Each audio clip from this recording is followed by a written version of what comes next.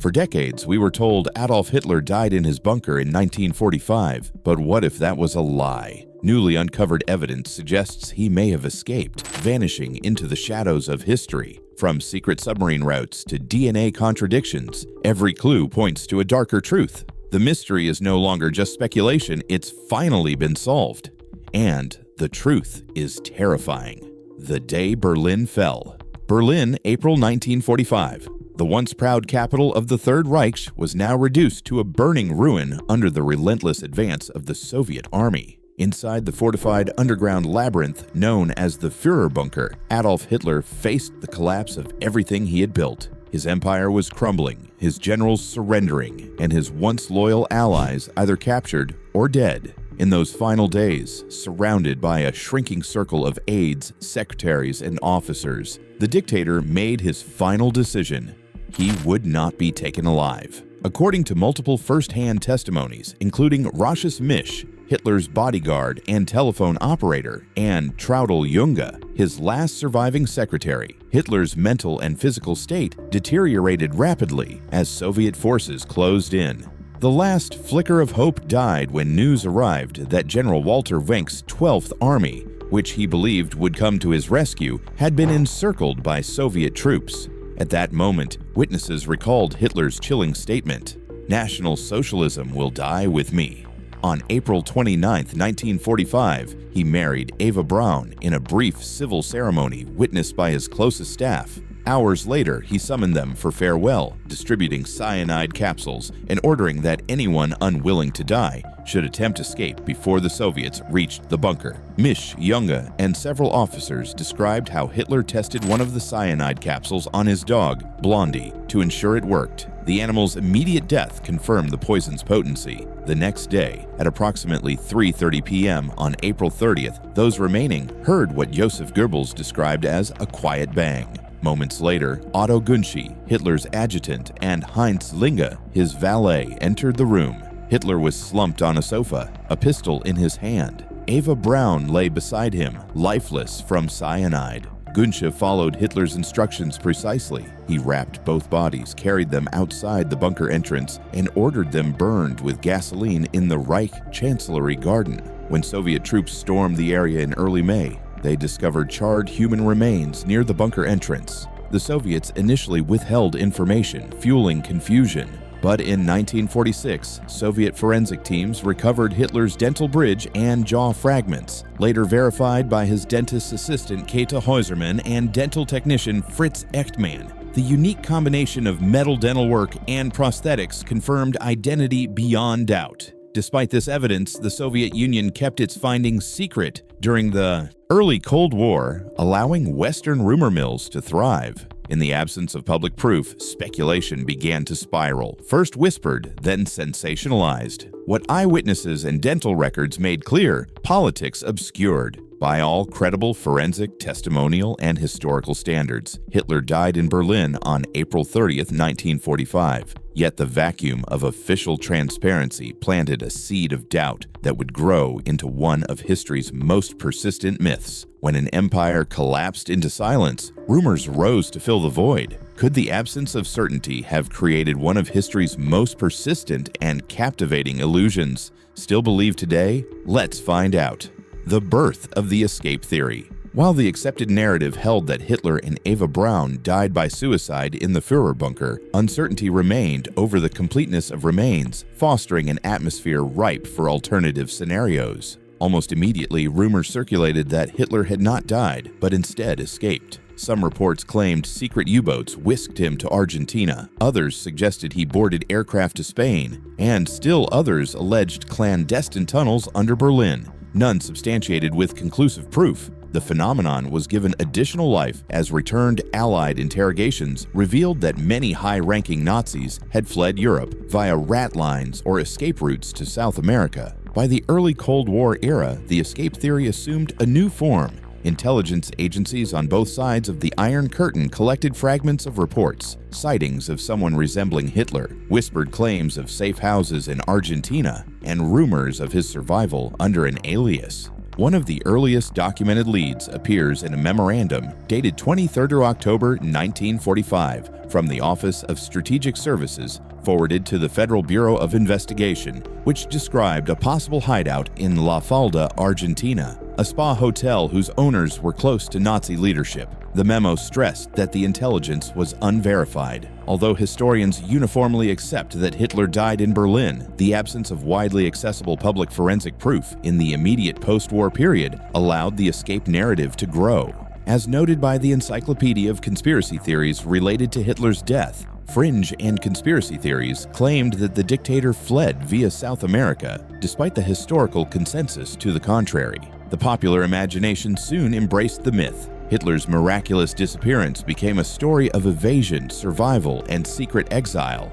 Books, documentaries, and films capitalized on the notion. But even as these theories gained traction in popular culture, serious researchers pointed out that the escape theory was not rooted in solid evidential foundations. A 2024-25 review of newly released CIA files found no conclusive proof of Hitler's survival. The files instead show that U.S. intelligence regarded the matter as remote possibilities, rather than credible leads. This chapter does not claim that the escape theory is true, rather it traces how and why the idea took hold. The interplay of genuine historical loss, real escape networks used by Nazis, and the haunting absence of definitive public closure created a fertile ground for speculation. In fact, the escape theory lived on not because it was proven, but because it remained plausible to a world seeking closure, yet unable to obtain it. However, as history chooses silence over confirmation, there is no telling how long a myth will survive. The CIA's cold case. By the mid-1950s, a decade after Adolf Hitler's presumed death, American intelligence was still asking a question few dared to put in writing. What if he didn't die in Berlin? Declassified files show that the Central Intelligence Agency and its predecessor, the Office of Strategic Services, continued to receive tips and eyewitness accounts claiming Hitler had fled to South America. One of the most striking came from a document dated October 3, 1955, now publicly available through the CIA's Freedom of Information Act reading room. In it, a former SS officer named Philip Citroen told informants he had met Adolf Hitler, a man allegedly living in Tunja, Colombia, who looked and acted like Hitler. Citroen even provided a photograph of himself sitting beside the supposed Führer. The CIA document labeled Photo of Hitler in Colombia describes Citroen as an employee of the KNSM, a Royal Dutch shipping company, who claimed to meet the man once a month. Citroen further suggested that since 10 years had passed since the end of World War II, any prosecution of Hitler for war crimes would now be null and void. The report was handled under the code name Similati 3, and senior officers debated whether the claim warranted further pursuit. An internal memo dated November 4, 1955, shows the CIA authorized a limited follow-up. Agents were to contact another source, codenamed Jarella, to verify whether any trace of Schrittelmeyer existed. The same memo, however, contained a telling line of skepticism.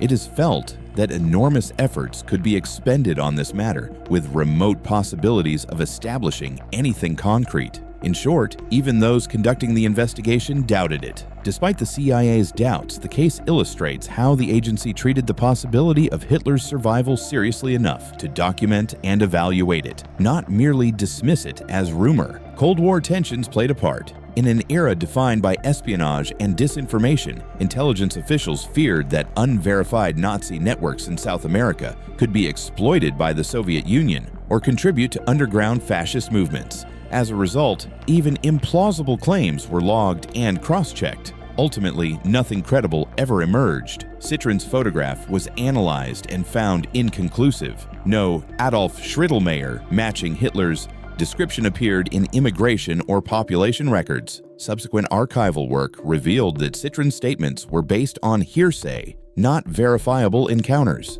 The CIA quietly dropped the investigation within months, leaving the file to gather dust until it was declassified decades later. The so-called Hitler in Colombia case became one of the most persistent legends of the post-war intelligence era, not because it proved Hitler survived, but because it showed how intelligence agencies could keep even the faintest rumor alive in pursuit of absolute certainty. When the document surfaced publicly in 2017, historians emphasized that it did not confirm survival, but demonstrated how the U.S. government investigated every plausible lead before closing the book for good.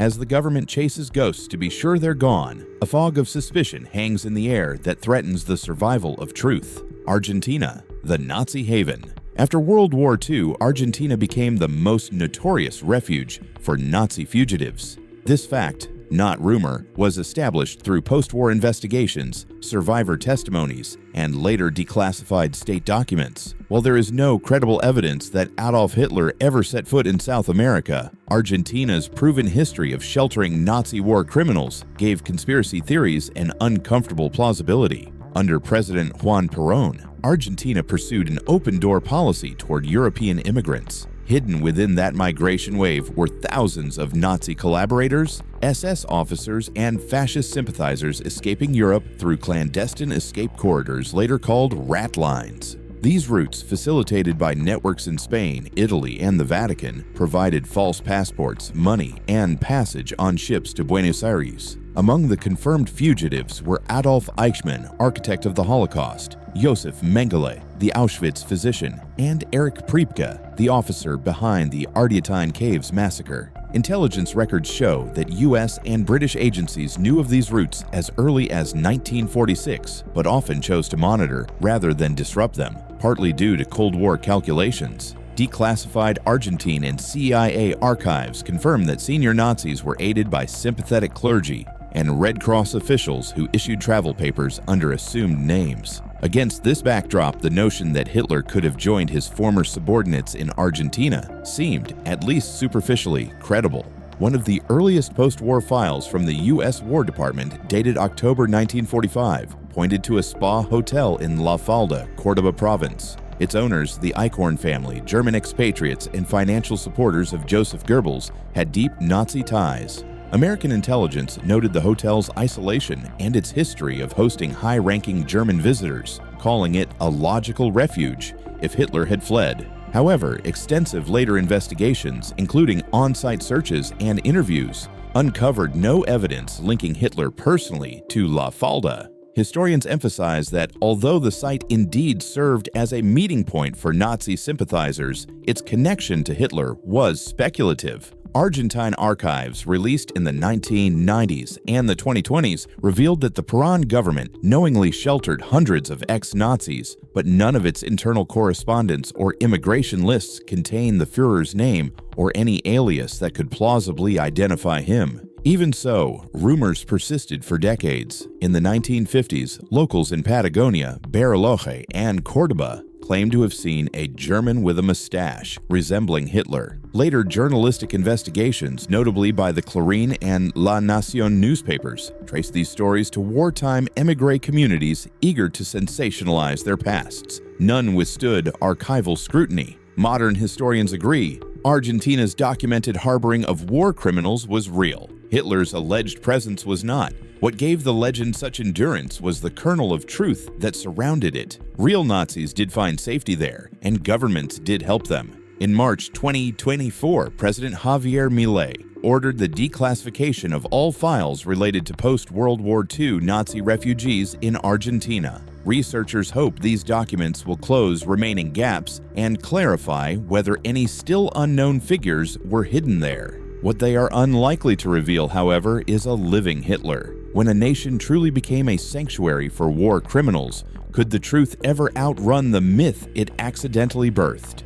U-boats, airfields, and false trails. As Nazi Germany collapsed in spring 1945, the oceans became the last imagined escape route for Adolf Hitler. Theories that he fled Berlin by submarine or secret aircraft dominated post-war rumor mills, but the record, now complete, shows these were dead ends built on fragments of fact. The most persistent of these involved German U-boats. Two particular submarines, U-530 and U-977, surrendered months after the official German capitulation. both arriving mysteriously on Argentina's Atlantic coast at Mar del Plata. U-530 appeared on July 10, 1945, its crew claiming they had scuttled secret documents and fled Europe to avoid capture by Allied forces. No passengers beyond the crew were aboard. The Argentine Navy detained all 54 men and reported their surrender to U.S. and British authorities. Subsequent interrogations by American naval intelligence confirmed there was no evidence whatsoever that Hitler or any senior Nazi official had been on board.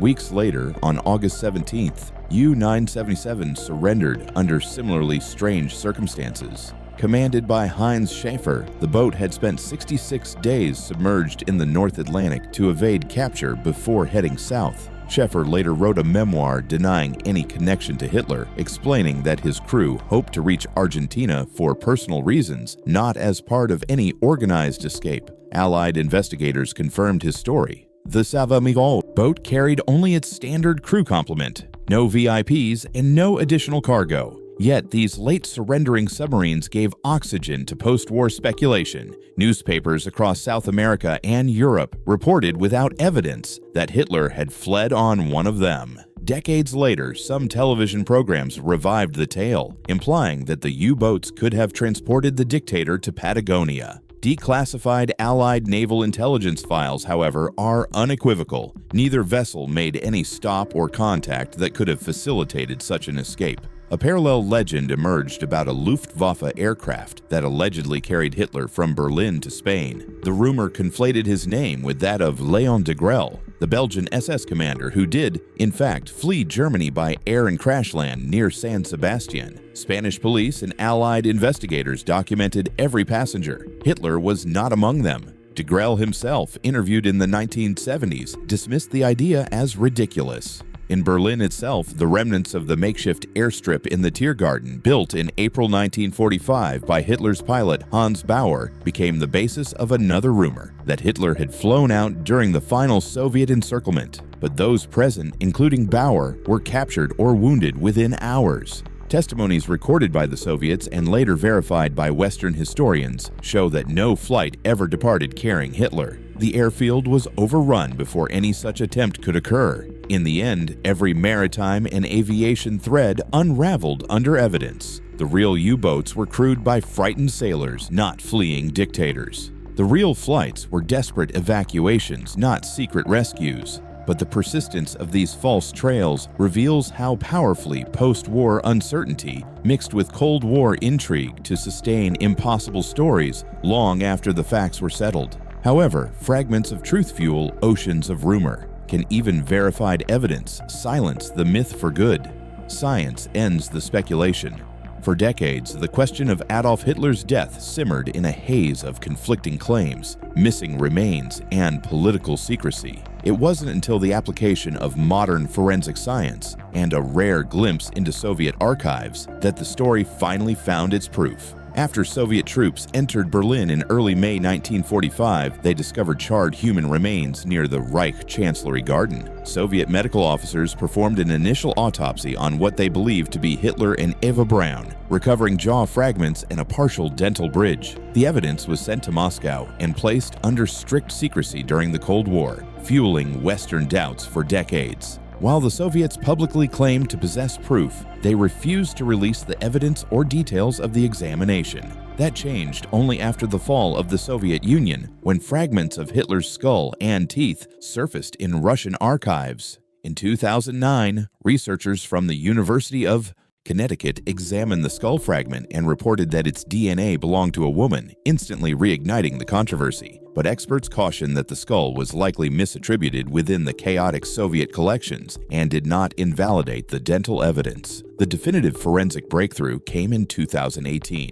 when French researchers led by forensic pathologist Philippe Charlier gained access to Hitler's teeth, preserved by the Russian Federal Security Service. Published in the European Journal of Internal Medicine, their peer-reviewed study confirmed that the dental remains, bridges, crowns, and metallic prosthetics matched Hitler's dental records with absolute precision. The records had been compiled by his dentist, Dr. Hugo Johannes Blaschke, and assistant Käthe Häusermann, both interrogated by Allied forces in 1945. Microscopic analysis revealed heavy tartar buildup, distinctive corrosion consistent with cyanide ingestion, and the same prosthetic configuration Blaschke described during his Nuremberg interrogation. The conclusion was unequivocal: the jaw and teeth belonged to Adolf Hitler. There is no possible doubt, Charlier told Agence France-Presse after publication. Our study proves that Hitler died in 1945. Further chemical testing of the dental metal found bluish deposits, possibly the result of cyanide reacting with the alloys during cremation.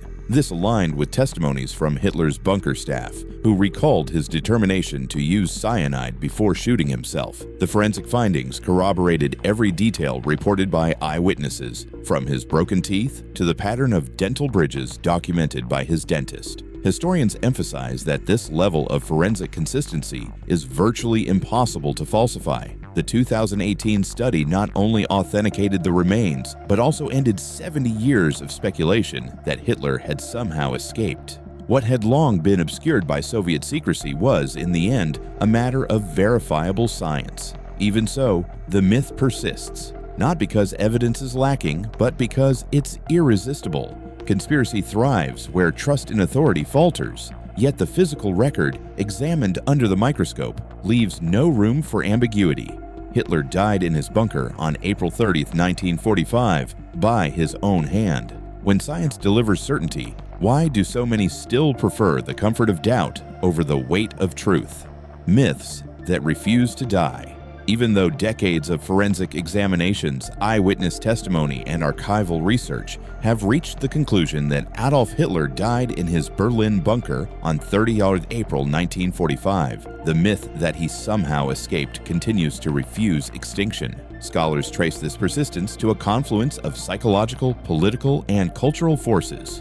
For example, historian Richard J. Evans argues that conspiracy theories thrive when tragic events produce uncertainty and ambiguity, and Hitler's death offered both in ample supply. The enduring appeal of the escape fantasy is enhanced by the fact that other high-ranking Nazis did in fact slip away to South America, lending a grain of truth to what is otherwise fantasy. Propaganda efforts by the Soviet NKVD and Soviet leadership also seeded confusion. Some Soviet statements in 1945 suggested Hitler might have fled to Spain or Argentina, a maneuver now widely interpreted as deliberate misinformation. Underneath all this lies the broader Führer myth that scholars like Ian Kershaw explored. Hitler was not merely a politician, but a symbolic figure around whom entire belief systems coalesced. When his death was reported, the very symbolic weight of the man made his disappearance harder to accept. For many, it was easier to believe the man survived than to accept the total collapse he represented.